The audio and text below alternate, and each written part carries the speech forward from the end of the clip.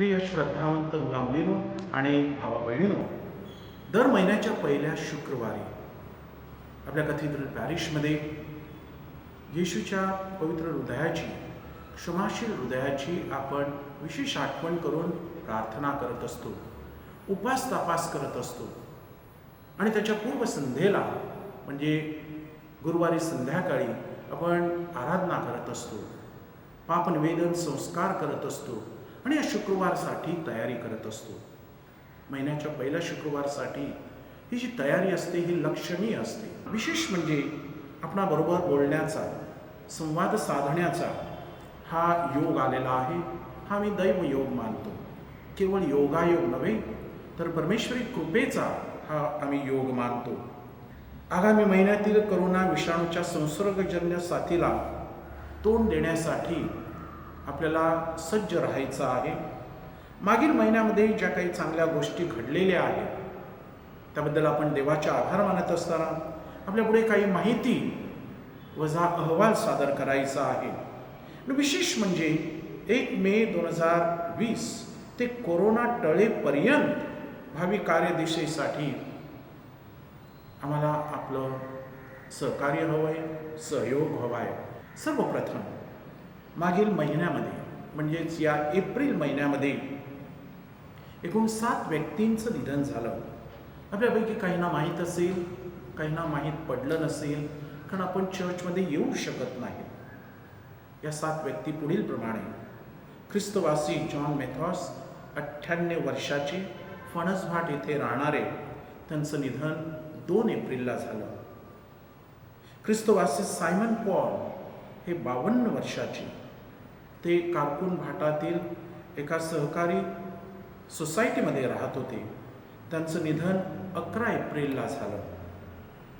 ख्रिस्तवासी marshal फुटाडो वय वर्ष 85, राहणार मारवाड, आपल्या फादर ब्रेंडन फुटाडो यांचे वडील, यांचं निधन 18 एप्रिलला झालं. ख्रिस्तवासी मार्गरेट अवधानी वय वर्ष 73, मोठी सुताराळी येथील सहकार बिल्डिंगमध्ये राहणाऱ्या, त्यांचं निधन 19 एप्रिलला झालं. नॉर्मा डिकुना वय वर्ष 58, ब्राह्मणआळी येथे राहणाऱ्या, त्यांचं निधन 24 एप्रिलला झालं. विक्टर फर्नांडिस वय वर्ष 75, लहान सुताराळी येथे कोऑपरेटिव्ह सोसायटीच्या बिल्डिंगमध्ये राहणारे, यांचं निधन 24 एप्रिलला झालं. आणि परवाच टॉमस डिसूजा वय वर्ष 73, राहणार ओळम, यांचं निधन झालं 28 एप्रिलला. या सर्वांच्या आत्म्याला शांती लाभावी ही आमची प्रार्थना आहे. या सर्व कुटुंबियांचं दुःख मोठं आहे, कारण नेहमीच्या प्रमाण हा विधी पार पडलेला नाही. मर्यादित लोक आणि विशेष म्हणजे सोशल डिस्टन्सिंगचे नियम पाळून पोलिसांना कळवून आपण हे सर्व अंत्यविधी पार पाडलेले आहेत. आपले आर्च बिशप फेलिक्स मचाडो दररोज बिशप हाऊसमधून पवित्र मिसा अर्पण करत असतात. त्यावेळेला या सर्वांच्या आत्म्यासाठी प्रार्थना केली आहे. परिस्थिती पूर्ववत झाल्यावर या सर्व 7ही धर्मग्रामस्थांसाठी आपण त्यांच्या कुटुंबियांसह विशेष मिसा अर्पण करणार आहोत. दुसरा मुद्दा, आपण या काळामध्ये सरकारी यंत्रणांशी सहकार्य करत आहोत. वसई विरार शहर महानगरपालिकेने मागणी केल्याप्रमाणे आपलं जे टॉमस बॅप्टिस्टा हायस्कूलचं भव्य पटांगण आहे, तेथे पापडीच्या दैनिक आणि शुक्रवारच्या बाजारासाठी आपण ते मैदान उपलब्ध करून दिलं आहे.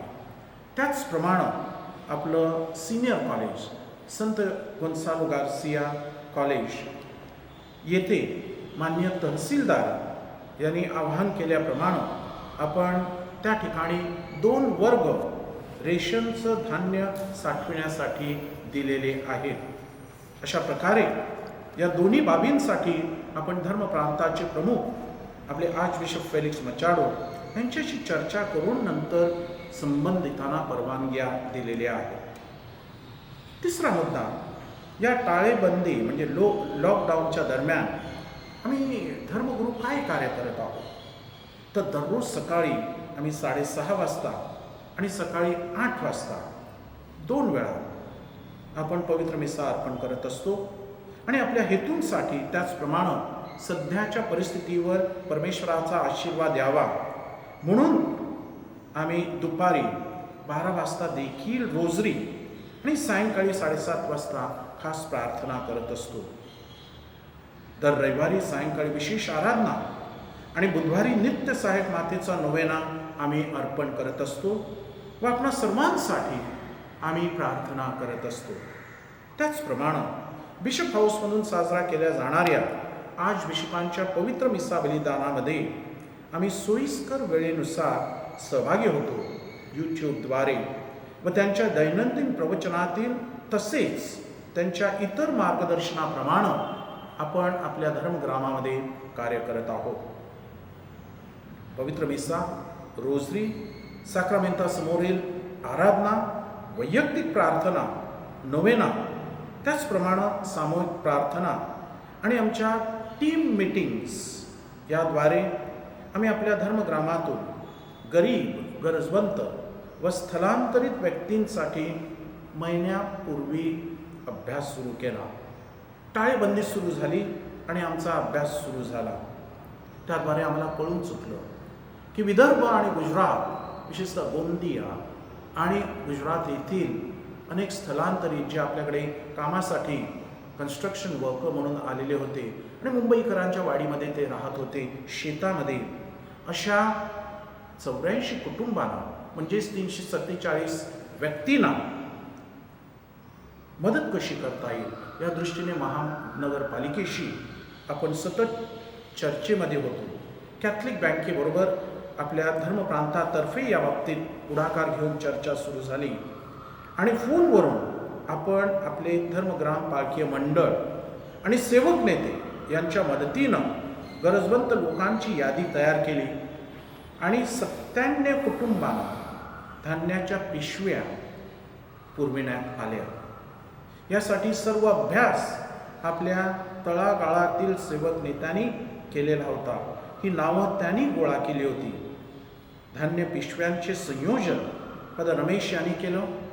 धान्य गावापर्यंत पोहोचविण्याचं कार्य सरकारी नियम पाळून फादर जेम्स व फादर विकेश यांनी केलं. फादर सॉलोमन यांच्या मार्गदर्शनानं संत विन्सेंट डी पॉल कॉन्फरन्सने आणखीन 27 कुटुंबांना धान्य वाटप व घरगुती वस्तूंचा पुरवठा केला.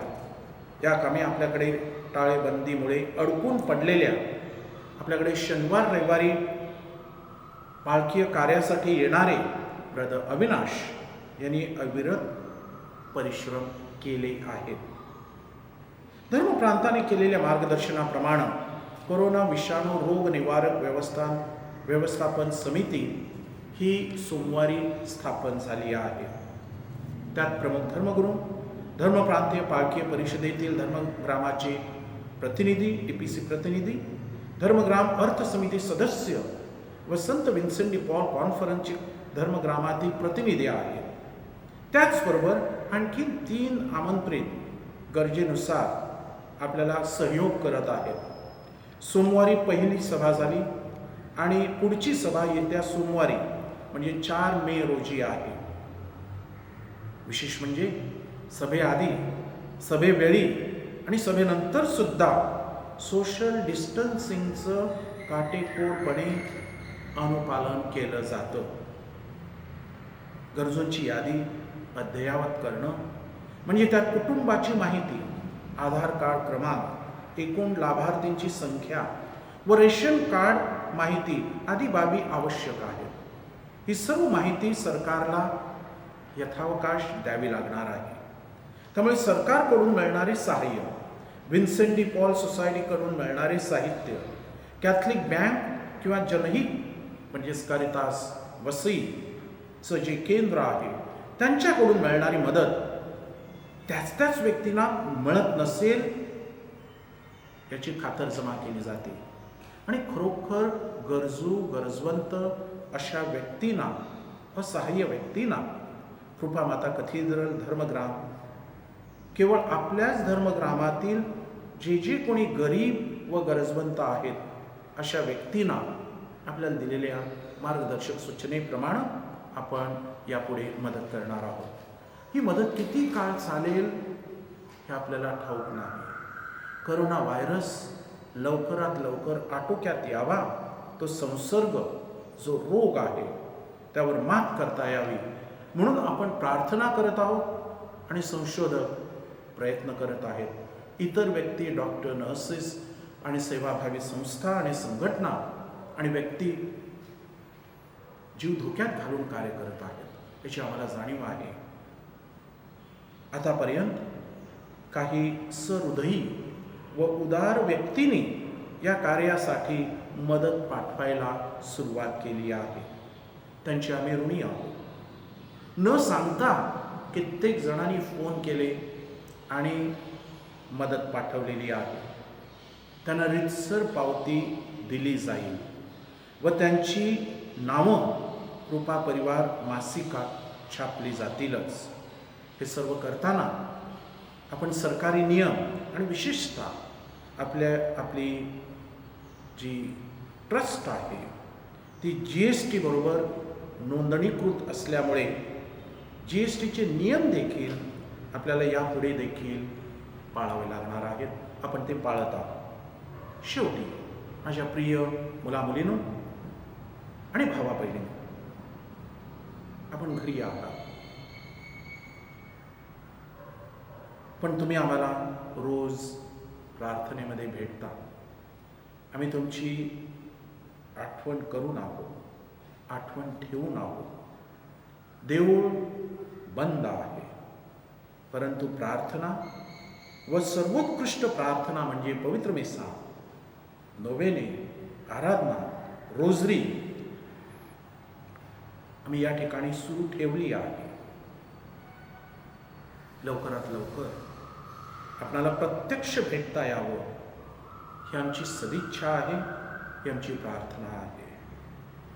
तोवर कृपया सरकारी नियमांचं पालन करा व आपल्या आज बिशप फेलिक्स मचाडो यांच्या मार्गदर्शनाकडे कृपया लक्ष असू द्या। विशेषरित्या मला आपणाला आवाहन करायचं आहे। मे महिना सुरू होत आहे। मे महिना हा पवित्र मरियेच्या भक्तीचा महिना म्हणून साजरा केला जातो। आपण दरवर्षी आपल्या येथे डोंगर माऊलीजवळ येत असत, आपल्या क्रुसाजवळ प्रार्थना करत असत, कुटुंबामध्ये सुद्धा प्रार्थना करत असत। परंतु यंदाच्या प्राप्त परिस्थितीमध्ये आपण संपूर्ण महिनाभर कृपया घरामध्ये 7 वाजता एकत्र जमावं आणि एकाच वेळी आपण एकत्रपणे प्रार्थना करूया। पवित्र मरियेची मध्यस्थी मागूया की या कोरोना विषाणूमुळे जो संसर्ग पसरत आहे त्याला आळा घातला जावा आणि लवकरात लवकर आपल्याला पूर्व परिस्थितीप्रमाणे पूर्वस्थितीत येता यावं म्हणून आपण पवित्र मरियेच्या मध्यस्थीने प्रार्थना करावी। संपूर्ण मे महिन्यात कृपया संध्याकाळी 7 वाजता।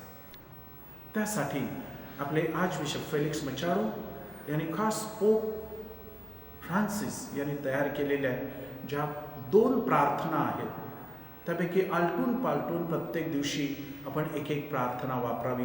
सुंदर प्रार्थना आहे, आपण त्याचा अनुभव घ्यावा। थँक्यू।